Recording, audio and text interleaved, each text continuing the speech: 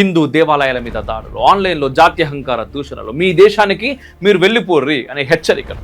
అసలు సిలికాన్ వ్యాలీలో ఏం జరుగుతుంది? అదే ఆఫీస్ క్యాబిన్స్కే పరిమితమైనంత కాలం వాళ్ళను మంచి వలసదారులుగా చూసారు. కానీ ఎప్పుడైతే వాళ్ళు పెద్ద పెద్ద కంపెనీలకు సీఈఓలుగా, ఫర్ ఎగ్జాంపుల్ సుందర్ పిచై, సత్యానాదెల్లా, ఇంద్రా నూయి వంటి వాళ్ళు ఎదిగిర్రో, సొంత ఇల్లు కొంటూ రాజకీయాలకు కూడా వచ్చుడు మొదలుపెట్టిర్రో, అప్పటి నుంచి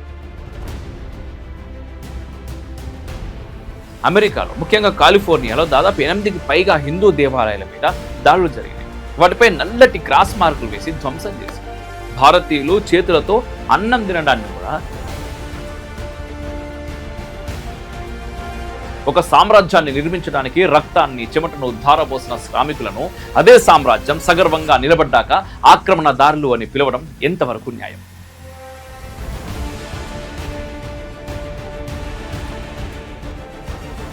అసలు సిలికాన్ వ్యాలీలో ఏం జరుగుతుంది? అసలు నిజాలను, దానికి గల కారణాలను ఒకసారి విశ్లేషించే ప్రయత్నం. నమస్తే, వెల్కమ్ టు రిఫ్లెక్షన్. నేను మీ అమోఘ్ దేశపతి. ఈ వీడియో మీకు నచ్చితే లైక్ చేయండి, షేర్ చేయండి, కామెంట్ల రూపంలో మీ అభిప్రాయాలు తప్పకుండా తెలియజేయండి. మన గ్రూప్ ఆఫ్ ఛానల్స్ని ఖచ్చితంగా సబ్స్క్రైబ్ చేసుకునే ప్రయత్నం చేయండి. పక్కన బెల్ ఐకాన్ కూడా కొట్టు. 2 సూట్ కేసులు, చేతిలో H1B వీసా, కళ్ళలో ప్రపంచాన్ని జయించాలనే ఒకే ఒక్క కళ. అమెరికన్ డ్రీమ్ అంటేనే ఇది. ఎక్కడో పుట్టి ఎక్కడనో పెరిగి కేవలం తమ మేధస్సుతో అహోరాత్రులు కష్టపడి అమెరికాలోని సిలికాన్ వ్యాలీని ఒక సామ్రాజ్యంగా మార్చారు భారతీయులు. ఈరోజు మీ చేతిలో ఉన్న ఫోన్లోని కోడింగ్ నుండి ప్రపంచాన్ని శాసిస్తున్న గూగుల్, మైక్రోసాఫ్ట్ సీఈఓల దాకా ప్రతి చోట భారతీయ సంతతి ముద్ర ఉన్నది. అమెరికా ఆర్థిక వ్యవస్థను మోస్తున్న వెన్నెముక మన భారతీయులు. కానీ అదే అమెరికాలో ఈరోజు పరిస్థితులు మారుతున్నాయి. నిన్నటి దాకా గౌరవప్రదమైన మైనారిటీ, మోడల్ మైనారిటీగా చూసిన కళ్ళే ఈరోజు భారతీయులని తమ ఉద్యోగాలను, సంపాదనను దోచుకునే ఆక్రమణదారులుగా చూస్తున్నాయా? హిందూ దేవాలయాల మీద దాడులు, ఆన్లైన్లో జాత్యహంకార దూషణలు, మీ దేశానికి మీరు వెళ్ళిపోర్రి అనే హెచ్చరికలు. అసలు సిలికాన్ వ్యాలీలో ఏం జరుగుతున్నది?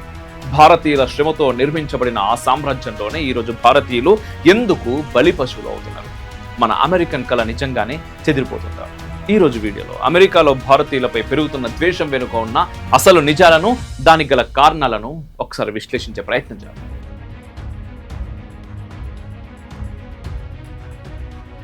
అమెరికాలోని సిలికాన్ వ్యాలీ కేవలం ప్రతిభ ఆధారంగా ఎదిగినటువంటి ప్రాంతం. ఒకప్పుడు భారతీయులు H1B వీసాతో, పెద్ద కళలతో అక్కడ అడుగుపెట్టారు. నేడు సిలికాన్ వ్యాలీలోని టెక్ ఉద్యోగుల్లో దాదాపు 3వ వంతు, అంటే సుమారు 50,000 నుంచి 75,000 మంది భారతీయ సంతతికి చెందిన వాళ్ళు. ఫోన్లలో ఉండే కోడింగ్, సాఫ్ట్వేర్, క్లౌడ్ సిస్టమ్స్ వంటి వాటిని నిర్మించడంలో భారతీయుల పాత్ర చాలా ఉంది. కష్టపడుతూ కేవలం క్యూబికల్స్, అదే ఆఫీస్ క్యాబిన్స్కే పరిమితమైనంత కాలం వాళ్ళను మంచి వలసదారులుగా చూసారు. కానీ ఎప్పుడైతే వాళ్ళు పెద్ద పెద్ద కంపెనీలకు సీఈఓలుగా, ఫర్ ఎగ్జాంపుల్ సుందర్ పిచై, సత్యానాదెల్లా, ఇంద్రా నూయి వంటి వాళ్ళు ఎదిగిర్రో, సొంత ఇల్లు కొంటూ రాజకీయాలకు కూడా వచ్చుడు మొదలుపెట్టిర్రో, అప్పటి నుంచి కొందరు అమెరికన్లలో అభద్రతా భావాన్ని తీసుకొని వచ్చారు. భారతీయులను మోడల్ మైనార్టీ స్థానం నుంచి ఒక బలి పశువుగా చూడటం మొదలుపెట్టారు. ఆన్లైన్లో దక్షిణాసియా వాసుల మీద, అంటే ముఖ్యంగా భారతీయుల మీద జాత్యహంకార వ్యాఖ్యలు మరియు దూషణలు చాలా పెద్ద స్థాయిలో పెరిగాయి. డిసెంబర్ 2024 నుండి అమెరికాలో ముఖ్యంగా కాలిఫోర్నియాలో దాదాపు 8కి పైగా హిందూ దేవాలయాల మీద దాడులు జరిగినాయి. వాటిపై నల్లటి క్రాస్ మార్కులు వేసి ధ్వంసం చేశారు. భారతీయులు చేతులతో అన్నం తినడాన్ని కూడా వెనుకబాటుతనానికి చిహ్నంగా చూపిస్తూ సోషల్ మీడియాలో ట్రోల్ చేస్తూ ఉన్నారు. న్యూయార్క్ మేయర్ ఎన్నికల సమయంలో ఒక అభ్యర్థి చేతులతోటి అన్నం తింటున్నట్టుగా చూపే AI జనరేటర్ నెగటివ్ అడ్వర్టైజ్మెంట్ను కూడా వదిలేరు.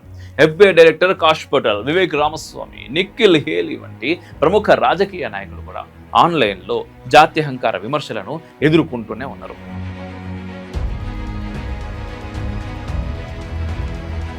అమెరికా ప్రతిభను ఆహ్వానిస్తామని చెబుతుంది, కానీ భారతీయుల సంఖ్య పెరుగుతుంటే వీసా ఫీజులు పెంచుడు, గ్రీన్ కార్డ్ లభించడంలో దశాబ్దాల తరబడి ఆలస్యం చేసుడు వంటి నిబంధనలతో ఇబ్బంది పెడుతూనే ఉన్నది. ఇంత ద్వేషం ఎదురవుతున్నప్పటికీ అమెరికాలో భారతీయులే అత్యధిక ఆదాయం మరియు విద్యావంతులు కలిగిన సమాజంగా ఉంటుంది. అమెరికాలో సగటు కుటుంబం ఆదాయం $70,000 ఉంటే భారతీయ కుటుంబాల సగటు ఆదాయం $150,000గా ఉంటుంది.